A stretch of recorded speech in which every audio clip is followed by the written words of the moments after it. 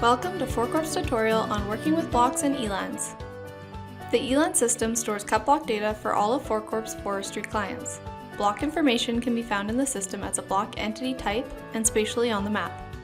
This video will demonstrate how to access the block information found in eLands.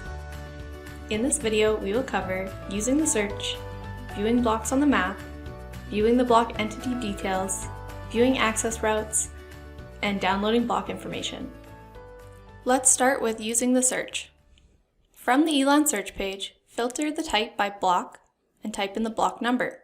For the most accurate results, you should use the unique block opening number as opposed to the unit block naming convention, which can provide duplications and be misleading.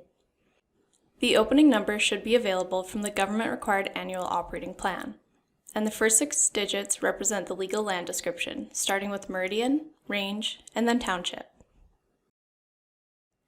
Viewing blocks on the map. By selecting a block record, it will now display highlighted on the map and in the layer list. To view surrounding blocks in the area, make sure to toggle on the blocks layer. There are different block layers available depending on a user's company, but most users will have access to a general block layer and an AOP layer. The AOP layer will trigger a time slider so it can be filtered by year on the map. The Identify tool will give more information on the blocks shown in the map, such as the opening number.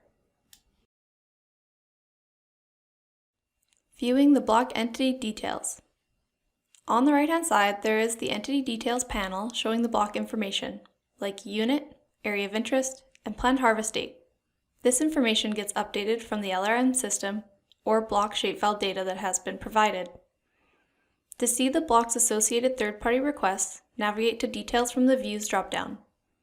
Here we can see a listing of all the active requests sent for this block and a table providing relevant information on these requests. Selecting a record from the table will zoom to the location on the map.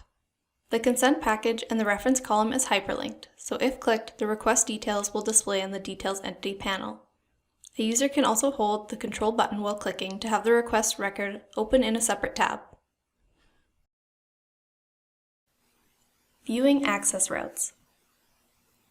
A step in the third-party requesting process is entering a block's access routes into eLands, so the system can generate request records. A user can navigate to these routes through the Views tab. The routes will appear in order of most recent and have a unique reference number. Some blocks will have multiple access routes from being routed in subsequent years, or for requiring different haul routes. Each route has its own details list and can be viewed on the map through this checkbox. Downloading block information. On the General Views tab, there are a few download options through the Actions dropdown. The download route map will create a PDF with the block's route shown in red on the map, and the road use request listed on the second page. The download route shapefile will download a zip folder to your computer with the route in shapefile format. Download agreements will also download a zip folder that contains all of the relevant PDF agreements for this block.